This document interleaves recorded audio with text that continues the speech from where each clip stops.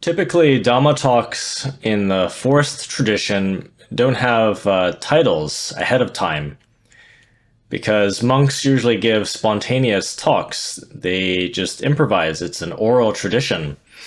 A lot of things weren't written down in the Buddhist time.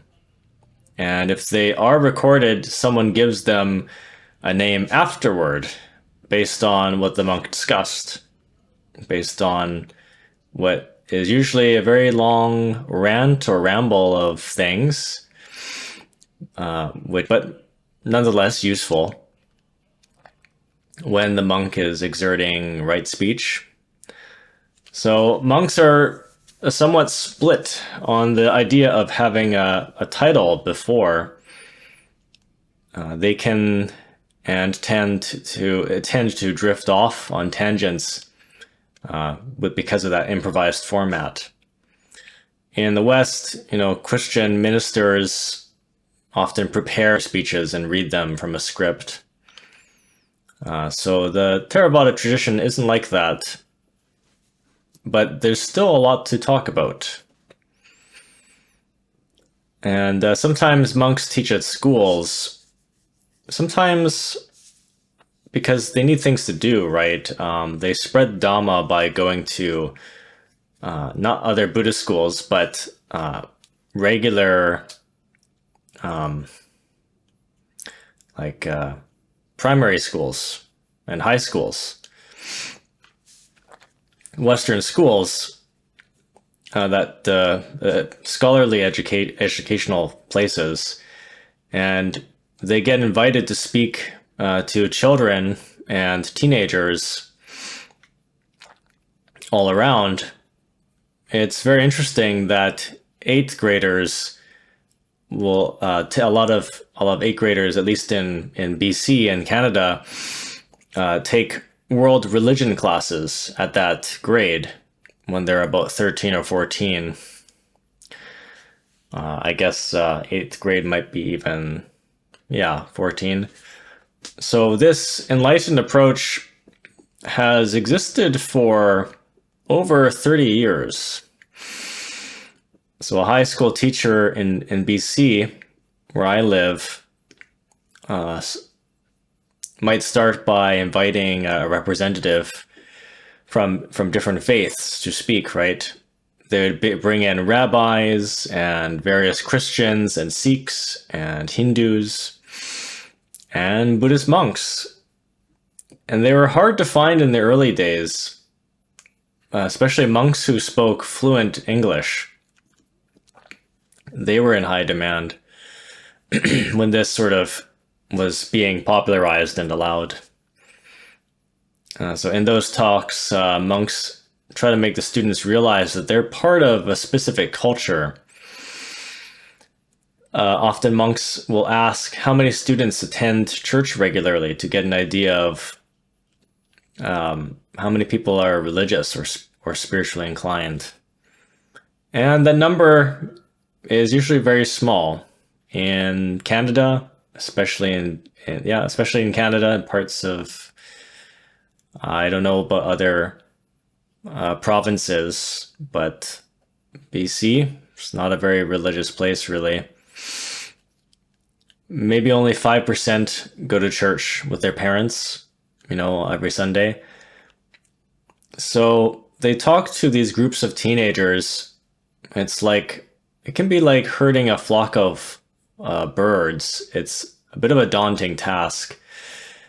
I think the robe kind of helps because it's a bit of a stark, dramatic presence walking into a classroom, being the only person with a completely shaved head and the robe like that. That's this single colored robe that is clearly a religious symbol. If for the few who aren't familiar with Buddhists, but by that point, even a lot of kids they've seen a Buddhist monk. They know what that is to some extent. They have an idea, but it catches their attention immediately. But a lot of people don't see anything like that in person, right? Just on TV and movies and other, internet. There was a monk in one of the, I think actually he does this regularly when he does talks. He brings up Gandhi, and he brings up the fact that Gandhi was once asked what he thought of Western civilization, and his response was simply that he thought it would be a good idea. Right. Implying that right now there is no Western civilization. It's like, oh, it's Western civilization. That's an idea. They could use it.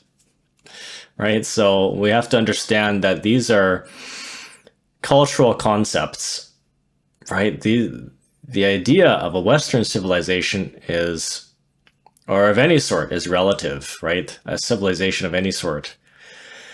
It depends on your definition. If you ask people from the West about their civilization, they'll say, yes, it's like this and it's like this. And you say, do you have a civilization? They'll say, well, of course we do.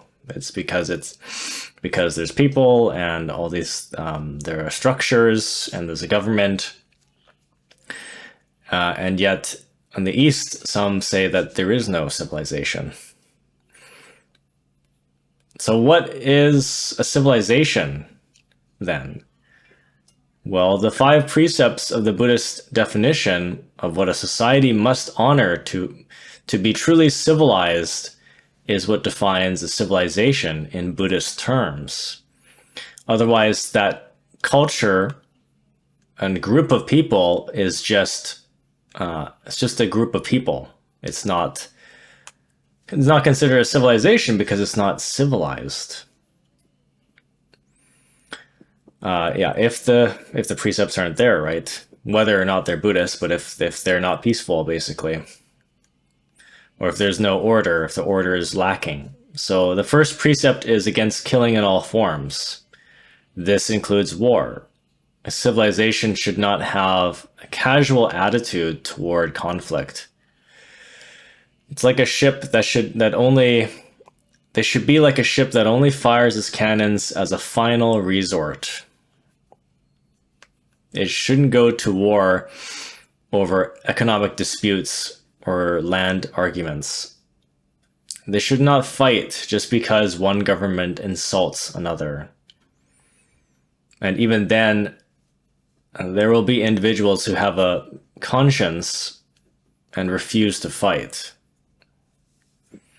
These individuals, are called conscientious objectors.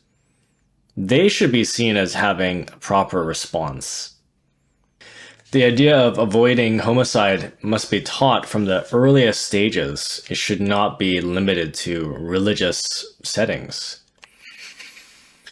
Monks speak to these kids about world religions for a specific reason, because in the past, Canada, for instance, was a Christian society. Even in public schools, the Bible was read over the speakers every morning. It was just part of the curriculum. Everyone had some exposure to these ideas back then. And that practice stopped about 50 years ago. Children who don't go to church now have no exposure to religious ideas. Schools don't really introduce philosophy into their system either. That's extra curriculum. You can choose it maybe in later grades and in college, of course. So this creates a really substantial void in the learning process. So there's no enforced moral system. Laws still exist, but many of these laws are just echoes of old Christian ideas, if you look into them. So our current culture is in a state of deep confusion now because of this entropy we've been experiencing over the hundreds of years, the centuries. Losing the teaching over losing different doctrines, like the doctrine, which is all the religions, over the centuries, and having been through different reforms and basically enfranchises of these religions. So now what we have, we're left with a complex web of different ideas from all sorts of people, just basically just people, more or less experts that we're relying on for ideas of what it means to be a man, what it means to be masculine, what it means to be a woman, what it means to be feminine, what it means to be pious or religious, because we don't have the grounding of tradition, an unbroken tradition, because Christianity is not completely, it is a broken tradition, actually. We're not following it the way we used to. Even a few hundred years after the beginning of the Common Era is when Christianity dramatically changed.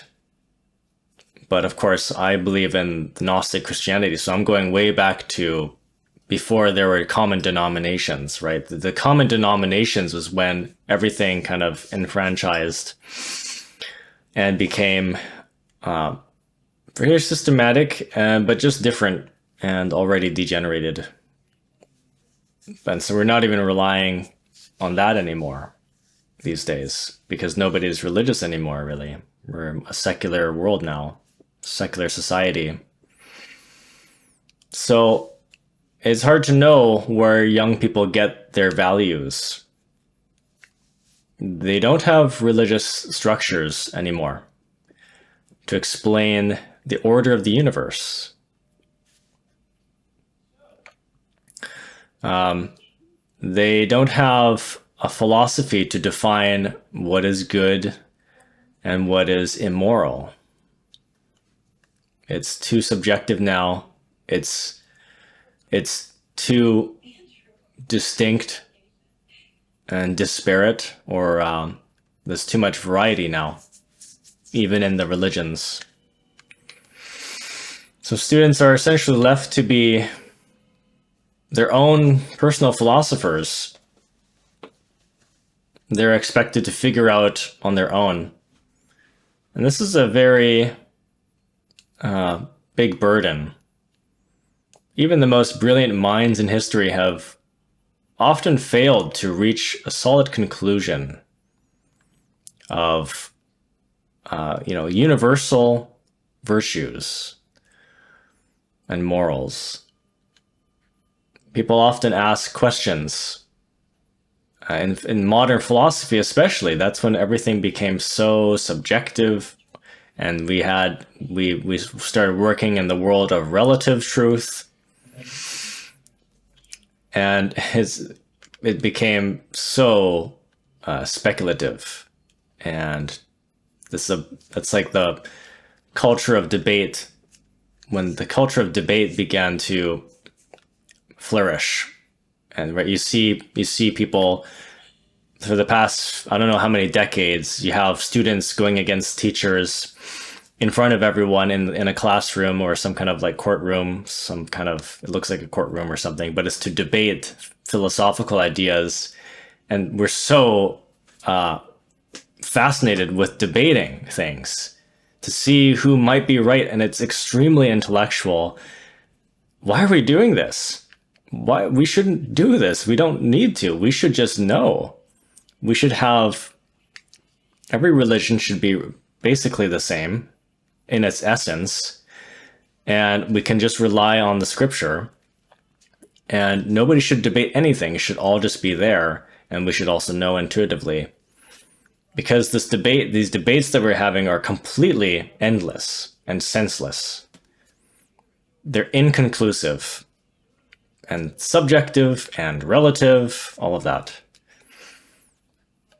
It brings to mind a famous scene from the New Testament, that many with exposure to Christianity might remember.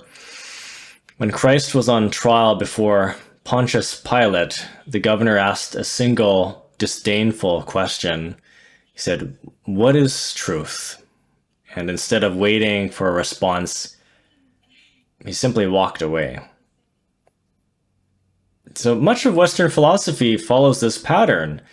We ask and we talk and we speculate and we ask you and we theorize, we hypothesize, and we leave it at that because nobody knows anymore. We don't just know. Does anyone directly speak with God, or with the Atman, or with the Tathagata? Very few people know how to do this. That's how it used to be done. It's easy to pose the question of truth. It's easy to ask. But monks observe that few people wait around to actually hear the answer. So where are young people finding their ideas today? They find them on the internet and in their modern philosophy books in college. But it is a constant, I mean, at least for the internet, it is just a sea. It's an ocean of information. And you have to somehow filter that and find things that are more or less true. And in the middle of this massive flood, it's difficult to find, a sturdy raft to float on. There's no legitimate vehicle to ride through that chaos. This affects everyone from youth all the way until the day that we die. People are fed random information by in a digital system that has algorithms. But the neat thing about the algorithms is that, and the digital system is that it's tracking you, it's watching you. It knows what you're interested in, and it will give you the essence of what you've been asking about and thinking about and looking into. And whatever prints you've been leaving behind, it gives you back anything that's related to that. So this social media and technology algorithm that are in these things, right? There are algorithms in your internet, your Google browser, your other browsers, and your smartphones. They're all listening to you. They're watching what you're typing, and they're listening to you when you speak. I didn't even know that your smartphones were this, invasive, but they're listening to you even when you're not using them, or even if the browser's not open, they're still tracking what you're saying to get an idea of what you want and what you place the most concentration on a regular basis.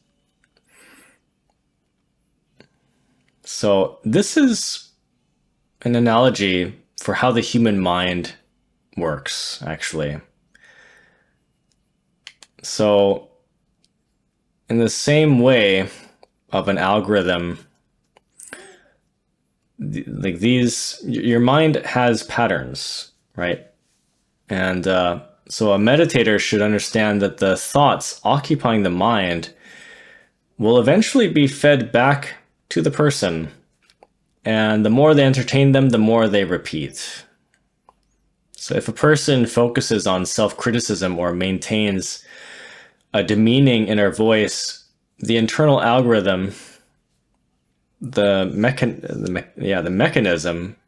or the mechanicity, of their mind picks that up and amplifies it and cycles through it. The internet does the same thing.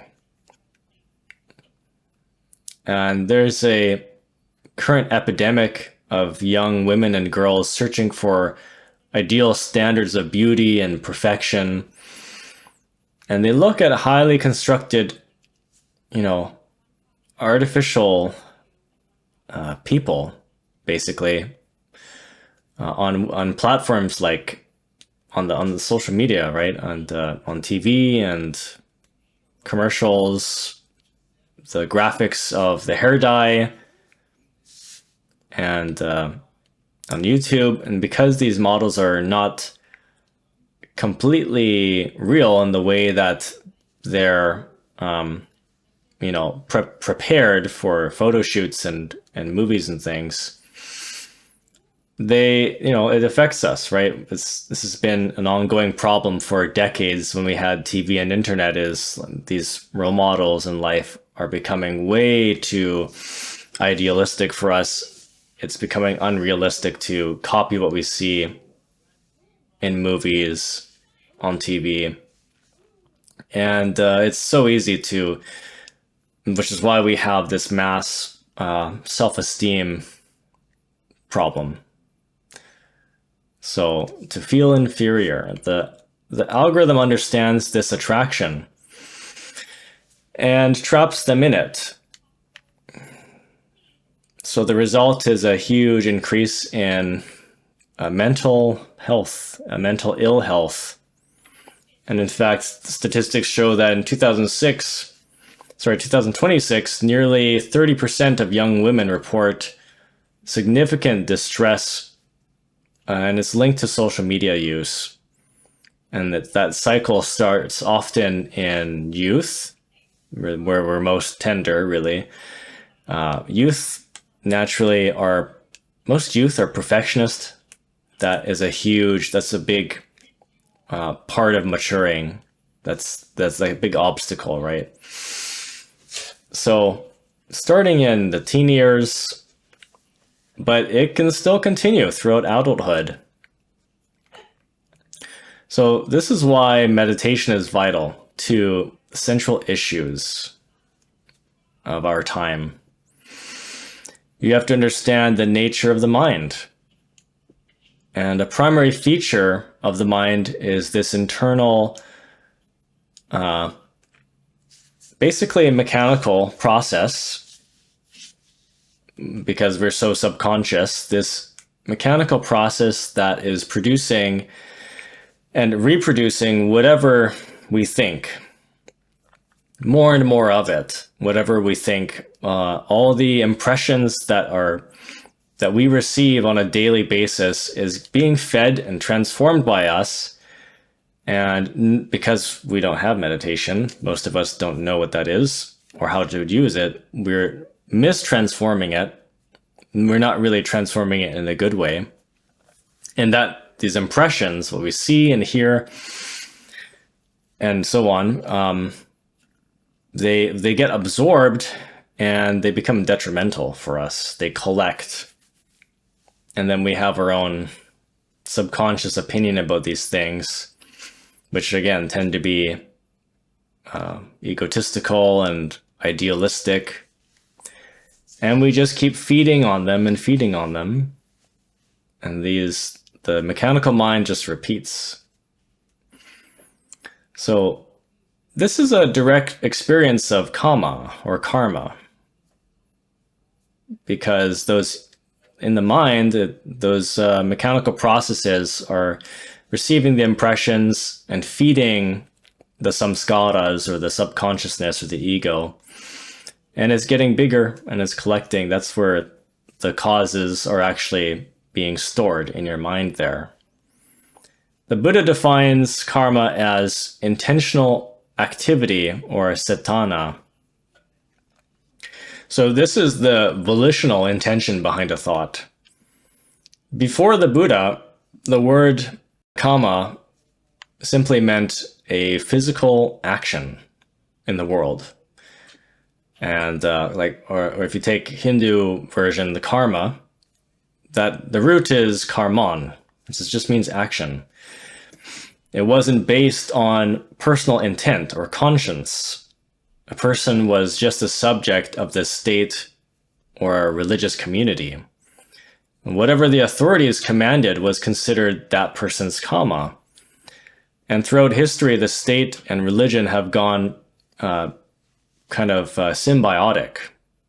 A king needs religious foundation, a religious basis to prove that he is not just a ruler, but someone who's sanctioned by the universe or cosmos, and someone who has a legitimate foundation for their system of ethics. So the state hooks its wagon to a religious philosophy to gain a larger and more legitimate dominion. Until recently in the West, though, that authority was Christianity. And later, movements in places like Russia and China used economic and class theories as a kind of pseudo-religion to justify their actions. So they claimed that their way was the inevitable path of history and demanded total obedience. These states have used religious or philosophical sanctions and countries too to create, they're creating these sanctions to commit atrocities, including war and racism and economic deprivation. It's not 100% intentional, but there is some intent in that. They demand that individuals abandon their personal moral integrity to follow the voice of the state. So Buddhism examines this and transfers the legitimacy of action back to the individual instead. Monks teach that you are responsible for your own decisions. Your thoughts, your speech, and your actions are not determined by the state law, or by philosophies that contradict the truths, the cosmic truths that you can verify from within. So this passage explores the deep biological and psychological roots of the 5 precepts, moving beyond mere rules to the fundamental, toward the fundamental necessity of emotional nourishment. So the essence of the precept is found in the absence of ill will. It's not enough to simply avoid killing. One must address the root of violence, which is the desire for harm, or some frustrated desire. Because every being, from a tiny mosquito to a human being, feels a natural fear of pain and death. They have that aversion, which is one of the primary factors that spin the axle of samsara. So monks recognize that an internal algorithm exists within all beings that screams to run away from violence and protect themselves, that aversion. And when this universal drive is recognized in others, it becomes empathy. But notably, those who lack this insight are known as psychopaths or sociopaths. They disassociate from reality. They can disassociate themselves. They disown their responsibility to other beings of not harming other beings. And they don't fully grasp or comprehend that other beings are just like them. They too tremble before death. So you can confirm this truth within your own sense of self. There is a secret door in the mind that's not always open. In some people, it's never been opened. But those who find it and open this door are highly rewarded throughout their entire neurological and sympathetic nervous system. And this door is the entry into compassion and loving kindness and sympathetic joy. So opening the door to loving kindness is the recognition of oneself in others. It's that understanding that you and the other and other beings share the same fundamental qualities. There is the mundane self that is in others, in you and in others, and there is the Buddha nature as well. And seeing the Buddha nature allows you to understand that, in fact, behind delusion and ignorance and ill will is, in fact, the same universal principle, the same universal spirit. So the underlying essence. And that's how you can forgive. That's one way to forgive other beings, is that it's the ignorance and the samskaras that are filtering their consciousness and allowing them, or making them see differently, allowing them to perform wrong action. But in the essence, when consciousness is free, unconditioned, then it's universal. It's the same. It's Buddha nature. But anyway, by doing this, a person transcends their individual sort of packaging, their individual predisposition. They don't see themselves as an isolated unit as much. They feel like they become part of the whole, part of the system, the ecosystem. And when this part of the brain is activated and the part of the mind is awakened, it shows the entire body as well, with a beautiful radiance. So those who have tasted this experience of loving kindness and compassion, when it's deep enough in the level of the jhana, they never want to close that door again. But it can swing shut if you get preoccupied with desire again, or hostility, or anxiety. Then suddenly the access to that profound nourishment of metta is lost. So the Buddha used a unique analogy for loving kindness. It's the squirt of milk from a cow's udder. So just as a calf is nourished by the mother's milk, this emotion is a pure and essential food. So without this nourishment, they will not survive, actually. So food and love are, in fact, linked. The joy of sharing a meal, even as children, we do this, or like a child offering a cookie to a friend or their pet, comes from the same source. The Buddha taught that all beings need food, whether it's an elephant or a hypothetical visitor from a different universe or dimension. Any living being needs some kind of energy to survive. They're a machine. They're transforming energy. Otherwise, they don't need to exist. So they require nourishment. So providing this is the ultimate act of love. When these secret doors swing open, these are secret doors because parts of your brain are being activated, parts of your brain that are more or less, or rather, have little to no entertainment or use. When they're awakened, that desire for killing and stealing and sexual misconduct and lying, the 5 hindrances, fades away.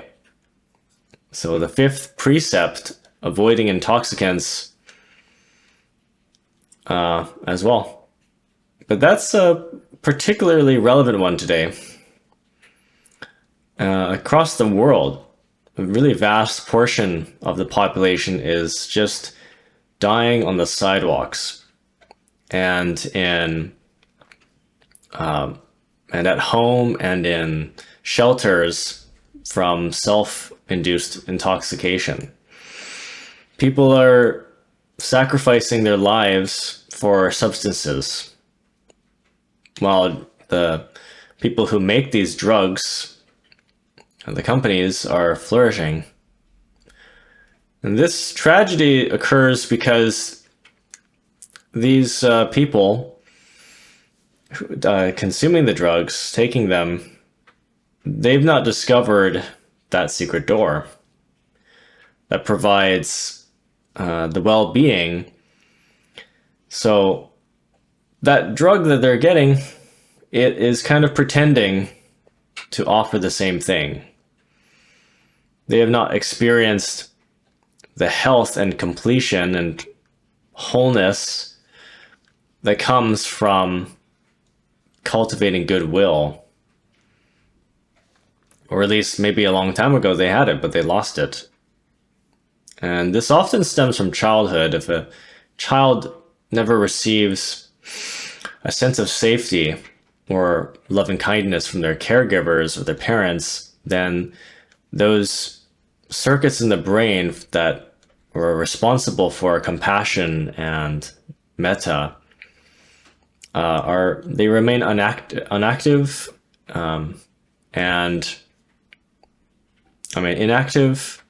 and not developed. And for the rest of their lives, they feel a sense of deprivation and even a painful lack of existence. So drugs provide a pseudo emulation of this, some safety and comfort, a false goodwill that otherwise is provided naturally, could be. So this section examines the etymological roots of loving kindness and the impact of the information age on our sense of safety and history. Loving kindness is the usual translation for the word metta, but the root of the word metta is mita, which literally means friend. So fundamentally, it's a feeling of friendship. So monks observe that we cherish our friends because we feel safe in their presence, and to feel safe means to be free from the threat of violence and death and deprivation. So this is a law of the universe that requires no external religion to verify. It's something you can discover through your own observation and feeling. But if a being never learns how to feel safe, they'll remain trapped in a state of insecurity. And this prevents the most valuable emotions from ever surfacing. Without a sense of safety, individuals often become self-destructive. They harbor negative, critical thoughts and internal anger. So this ill will eventually manifests into the external as hostile speech. And so someone who has never known affection, a drug can feel like a brief, artificial kiss on the forehead. And yet, it's a very poor substitute for the genuine security of metta. So the 5 precepts offer very profound insight into modern socioeconomic situation. Many people feel that today's world is uniquely agitated and divided, distinctly restless. And monks who study history, they see a different picture. The horrors that ancient societies inflicted upon one another were staggering, and far more than what we're experiencing today. It's just taking the violence and degeneration is just taking a different form. In some ways more civilized, but ultimately it's stemming from a place of inhumaneness, right? Things like wars and riots are not humane, but we have different means and methods now. Instead of sword fighting and, you know, face-to-face combat. Now we're fighting with drones everywhere. But what we're experiencing in the present feels more inflammatory because also the way that we're learning about things and the information that we have access to, it's, as I said, it's a sea of information in the media. And it sweeps over the modern mind without that central basis. And it's keeping us, this is like part of the cause of why things have become more chaotic. It's keeping us in our instinctual nature, our mechanical animal nature. And it's what we see in the news too. So much of the information that's allowed to come out there is suited to or geared to make us fearful, to keep our nervous systems in a state of alarm. So the shift is tied to the evolution of media, because in the earliest days, in the times before radio and TV, information was limited to one person talking to another. And even if you go back, there was a time when we didn't have writing. Writing wasn't popular. And your knowledge was restricted to the circle of people you physically stood with. And then just before the time of the Buddha, the remarkable discovery was made, which was to write things down. And suddenly knowledge could be preserved and organized, really well organized, precisely. So writing changed everything, but it also created a new problem, because in this ocean of opinions and facts, now we have to decide. Now we need discernment, and lots of it. And it needs to be shrewd. We have to decide what to believe and where to direct our attention. We have to prioritize and filter. There's too much now. We live in the information age, and that's not necessarily a good thing, because it's called the information age for a reason. This is not the age of knowledge. It certainly isn't that. If we lived in the age of knowledge, in fact, we did already live in the age of knowledge, and that was the biblical times, because people were intuitive. We just knew things. So from writing, humanity progressed to the telegraph and the printing press, and finally to the ultra high velocity communication of today. Ultra broadband too. Each step increasing the volume of information by 10 or 100 times. So monks understand how to sort out the overwhelming media of this age. They determine the truth by asking a specific question, which is, does the proposed idea align with the ethics of these hindrances? Ethics of non-violence, for example. And this applies to more than just the act of killing. You have to ask the grand idea of whether or not it's just harmful in general to other beings. The priority is not whether a concept improves the economy or increases wealth. This is a moralistic basis. Primary concern is whether the idea is harmful or not. And furthermore, monks want to know if a proposal relies on deception. Deception must not be used as a method to achieve goals. This is a primary principle. The ends does not justify the means, because this mistake occurred in various historical revolutions. Those movements claimed that a perfect society justified the murder of millions. They believed they could reach peace through violence. They thought they could achieve safety through murder. That is not how it works. It only perpetuates it. These are destructive behaviors. They are destructive by nature. And they're only able to provoke repetition, to provoke others from mimicking the same actions.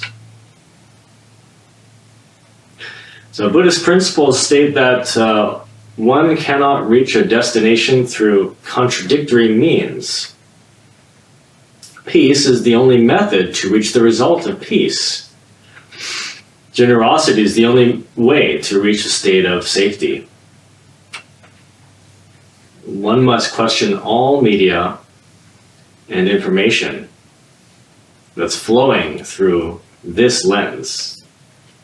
So this method is effective, and it confirms whether this advocacy aligns with the Buddhist approach to reality. This approach is based on the cosmic order, and violating it leads to the entropy and degeneration of any person or system or culture. So many people struggling on the streets with drugs have served in the military. This was evident after the Vietnam War and World Wars. The activities ordered by the state often violated the nature of these people. They paid the consequences for the rest of their lives. This is not merely a state law. The intrinsic system that makes a person's mind go round can't be undone in this way, right? It can't be overridden by state-commanded activities. So occasionally religion is even placed at the service of the state, right? Doctrines are spun to make violence seem convenient. Monks believe that you can't just follow authority. State or religious authorities should be questioned if they violate the cosmic principles. And the cosmic principles are rooted in our religions, or they should be, if our religions are true and traditional. So this is necessary to find supreme well-being. In the Mangala Sutta, it explains how to find a blessed life. It identifies 38 blessings. Each section concludes by calling the practice a supreme blessing.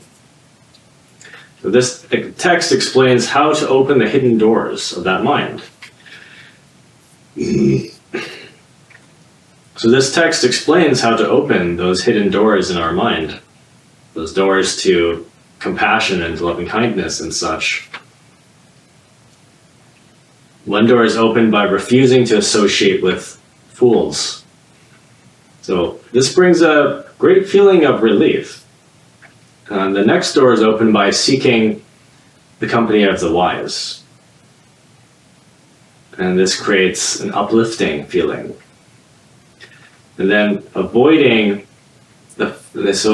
fools removes pain, ultimately. And ending a toothache after several days is a massive blessing, right? But then encountering wisdom is more than just the absence of pain. You get something more in return. It sparks those new circuits in your being, and you can cultivate higher emotions, higher pleasures, which are not really pleasures in the sensual sense, but they're superior parts of your mind awakening. So the central issues of our time are, of course, universal. There is a human nature that has been developing and evolving, but it's always rooted in, if there's ego, it's always rooted in the eternal factors that spin the wheel of samsara, which is desire and delusion and aversion. So history shows that conditions have been much worse. The modern era is problematic because rather of this unnatural exposure to information. The human mind wasn't adapted for this digital tsunami. The core of mental nature was formed like long before mass media, in fact. So because the invention of this technology of internet, radio, TV, cell phones, it's incredible, and it exploded in a matter of years. Our minds haven't caught up to this. And this is why when you go to meditation retreats, you have to remove that entertainment dance for this reason. The mind has to be stripped of these distractions to begin to return to its original state. And this return is often supported by others. The presence of the community is very important. A shared silence and thoughtfulness act as a bridge to well-being in these retreats. Monks use these practices to find whatever is hidden by the worldly noise. So the truth that we're looking for is available to those who search within, of course. The Sangha, the community, has maintained these insights throughout history. These universal, timeless truths provide the only antidote to the confusion of the information age. Peace is already there, waiting to be recognized. Peace is our human nature, and we have to realize this. It requires to see past delusion.